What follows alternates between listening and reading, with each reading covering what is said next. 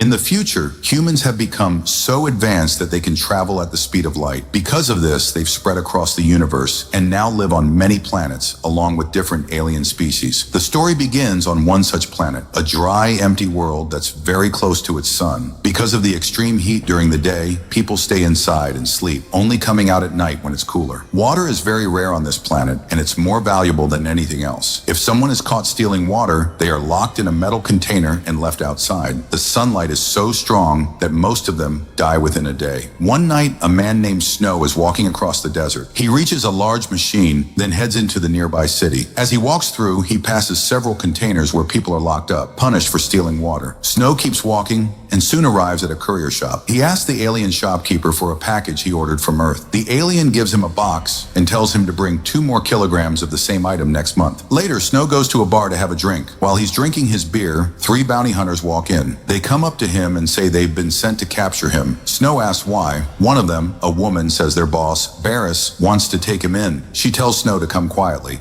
When he refuses, she challenges him. Either fight her or go without a fight. Snow doesn't move. He stays seated. The woman pulls out a gun to shoot him, but Snow is faster. He shoots her first, then quickly takes down the second bounty hunter. The third one manages to shoot Snow in the hand, badly injuring him. As the hunter moves closer to finish him off, a girl suddenly appears and shoots the hunter from behind, saving Snow's life. Snow stands up slowly, wraps his injured hand, nods to the girl to thank her, and quietly walks away into the night. After Snow leaves the bar, he walks through the quiet night, his injured hand wrapped in cloth, but he's not alone. In the shadows of the bar, a few other strange-looking creatures had also been watching him. Bounty hunters hiding in plain sight, waiting for their turn. Snow knew he had to keep moving. As he travels farther from the city, he stumbles upon the massive skeleton of a creature, its bones bleached by the sun and wind. Snow sits down beside it and starts a small fire. He begins cooking some meat, likely taken from the same animal before it died. The air is still and quiet, but just as he's about to eat, he sees a figure approaching in the distance. It's the same girl who saved him earlier. Snow's calm face tightens into a frown. He stands up sharply, his eyes filled with suspicion. As she comes closer, Snow asks, "Why are you following me?" The girl stops a few steps away and says, "My name is Harold. I want to travel with you." Snow doesn't answer right away. He stares at her for a few seconds, then says simply, "I'll think about it." Before they can speak more, the sky begins to change. The first rays of the sun start to rise on the horizon. On this planet, that means it's time to hide. The heat would soon become deadly. Snow quickly sets up a small tent made of reflective material to block the sun's heat. He gestures for Harold to come inside. She hesitates, then enters. For now, she's welcome. Inside the tent, the world outside grows brighter and hotter, but it's cool and quiet inside. Even the birds here are strange, creatures that only fly and hunt at night, now curling into nests, sleeping through the sun-filled hours. As Harold settles in, she notices something strange. Snow's injured hand, the one that was blasted by the bounty hunter, is no longer bleeding. In fact, it's slowly healing on its own. Flesh is regrowing, nerves reconnecting. Harold stares in shock, but Snow notices her looking and simply turns away, saying nothing. Eventually, they both lie down and rest. What Harold doesn't know yet is that Snow is not an ordinary man. Inside his body is a rare and powerful ability. His reproductive system produces a unique hormone, one that spreads through his entire body. This hormone keeps every cell young and alive. If a part of his body is injured, it heals. If something is cut off, it grows back. He never gets sick, never truly ages. He has lived for hundreds of years. But this secret has become a curse. Many across the universe know what he is. They want to capture him, not for who he is, but for what's inside him. If someone could extract that hormone, they could sell it to the highest bidder. The rich and powerful would pay anything for immortality. As night falls again, Snow and Harold continue their journey through the desert. During their walk, Snow turns to her and says, "If you're going to travel with me, you deserve to know why people are after me." But before he can explain, Harold quietly says, "I already know." Snow stops walking, surprised. Harold looks at him and reveals, "Your body produces a rare hormone that makes all your cells regenerate. That's why you can't die. You're immortal." Snow's eyes narrow. "How do you know that?" She answers calmly, "I'm an officer from Earth Central Intelligence. We've been searching for you. They want to study you, but they won't hurt you. I want you to come with me peacefully." Snow frowns. Earth Central Intelligence is run by AI. Why would they care about helping humans? Harold replies, "They want to improve humanity, to make people stronger, smarter. Maybe maybe even immortal. That's why your ability must be protected by the government. But Snow shakes his head. I'm not a lab experiment. If that's your mission, you should leave. They travel in silence for the next 2 nights until they reach a hidden spot in the desert. Snow pushes a large stone aside, revealing a secret entrance. Inside is a lift that takes them deep underground, into Snow's hidden home. As they arrive, Snow explains, I found this place 200 years ago. I've been building and improving it ever since. The underground home is peaceful, with no heat and no shortage of water. A small pond glows softly in the corner. He tells Harold she can freshen up if she'd like. While she bathes, Snow sits quietly, watching the last light of the setting sun. He opens the small box he picked up earlier. Inside are fresh strawberries brought from Earth. As he eats one, memories flood back to him. Harold returns dressed in an elegant gown and jewelry. Whose dress is this? She asks. Snow replies quietly, it was my wife's. She passed away 123 years ago. Harold gently asks, why? He sighs. She couldn't handle it anymore. I wasn't aging, and she was. She felt left behind. Eventually, she took her own life. Sadness fills the room. Harold sits beside him, silently offering comfort. Slowly, they grow closer, drawn together by shared loneliness, in a connection neither expected. Later that night, Harold suddenly wakes up, sensing something is wrong. She steps out of the tent and sees lights in the sky, a ship landing nearby. It's Barris and his gang. Somehow, they've tracked down Snow's hidden home. Down below, Barris's men begin searching the area. They're armed and alert, looking for Snow.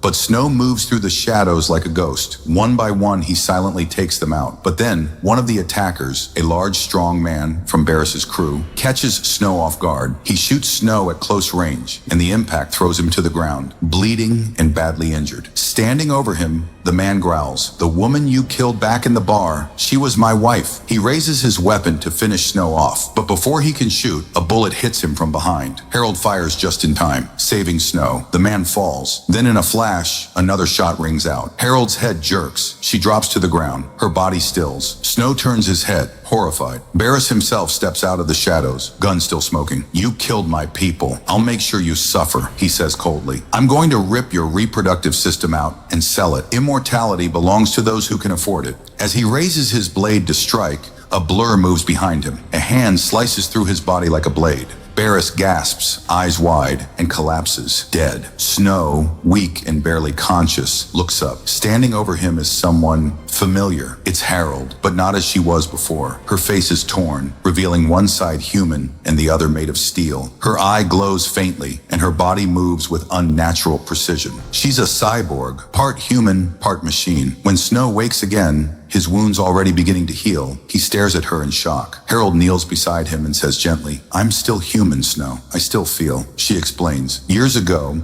I was in an accident. My body was destroyed. ECI saved me, but at a price. They rebuilt me using machines. My spine, my limbs, even part of my heart. But my mind, my thoughts, my emotions, they're still mine. She looks down, her voice quieter. I've lived for centuries too, always alone, watching the world change while I stayed the same. I wasn't just looking for you. I was looking for someone who'd understand. Snow reaches out and takes her hand. I understand. In the silence that follows, nothing more is said. They don't need words. Two immortals, one by nature, one by design, finally finding peace in each other, and so they begin a new chapter, no longer alone. This episode ends with the two of them watching the stars rise above the desert sky. The next episode opens with a scene from the past. A man named Steve is sitting alone in a quiet train coach. It's around 12:30 at night. The train slowly moves through tall, grassy fields under the moonlight. As it rolls along, the conductor briefly glances into Steve's coach from the outside, then moves on. Steve is just about to lie down and sleep when the steam engine suddenly hisses and comes to a stop. Curious, he steps out of his compartment.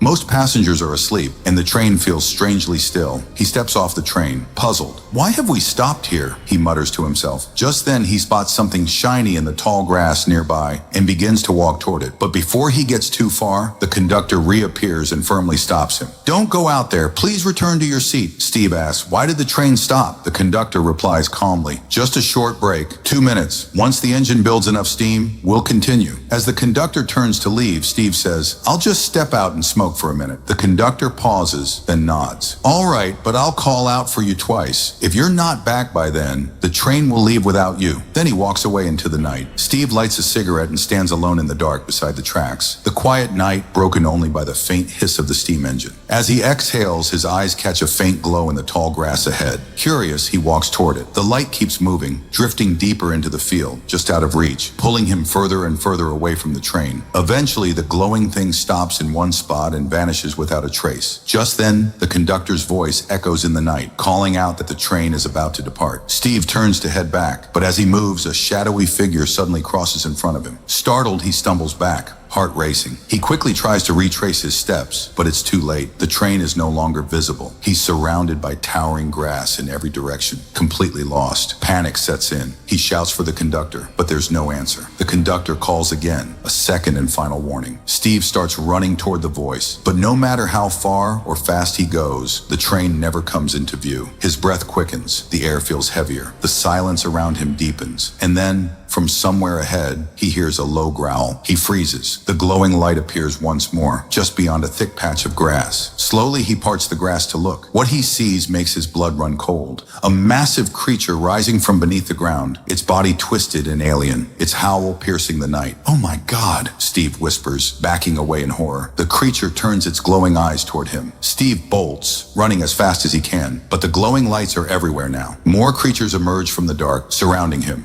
He dives down and crawls through the grass, trying to move silently to escape. But the creatures begin to close in, hunting him from all sides. Steve somehow breaks free and stumbles through the thick grass, desperate to escape. But just as he catches his breath, the ground beneath him collapses. He falls hard into a deep pit, his glasses flying off. Everything turns into a blur. He scrambles around in the dirt, searching in panic until he finally finds them. But when he puts them on again, what he sees is far worse than before. A massive, different creature is rising from the earth below. Smaller creatures, the same ones that chased him, sit silently on its back like parasites. Steve gasps and starts climbing the pit's far wall, using roots and rocks to pull himself up. Around him, scattered across the ground, are human bones. Dozens of skeletons. Those who were trapped here before him, those who didn't survive. Suddenly, the giant creature grabs Steve's leg and lets out a roar, so loud it shakes the air. Its jaw stretches open, filled with long, sharp teeth. In terror, Steve grabs a nearby bone and slams it into the creature's face, forcing it to let go. More creatures swarm in from the shadows. Steve fights them off desperately, swinging wildly with whatever he can find until he manages to climb out of the pit. Through the thick grass, he spots the train, still moving, about to leave. Hope returns to his eyes. He sprints toward it, shouting for help. But just as he's about to reach it, one of the creatures lunges from behind and grabs him. As it prepares to strike, another creature suddenly tackles it. The two monsters begin fighting each other for the chance to hunt him. Steve uses the chaos to run again, pushing through the grass. But more creatures emerge. One grabs his leg and drags him back down. Others begin closing in, dozens of them. He struggles, screams, kicks, but they surround him. Then suddenly, a red light cuts through the darkness. It's the conductor, holding a massive torch blazing with fire. He runs toward them, swinging the torch. The creatures hiss and scream, retreating in fear. Firelight dances across their twisted forms. The conductor throws flames into the crowd, forcing them to scatter. They vanish into the grass, afraid of the one thing that can harm them. The conductor grabs Steve and pulls him to his feet. "Come on!" Together, they run through the field, racing after the still-moving train. They chase it with everything they've got. Finally, the conductor climbs aboard and stretches his hand back. Steve leaps, and the conductor pulls him up just in time. Breathless, trembling, Steve collapses inside the coach. "What were those things?" he asks. The conductor looks at the dark field behind them. "I don't know for sure, but I think they were once human. People who stepped off the train in the wrong place and never found their way back." Steve stares at him, stunned. "This has happened before?" "Many times," the conductor says quietly. "The train always stops in that field. It's like a door opens to another world,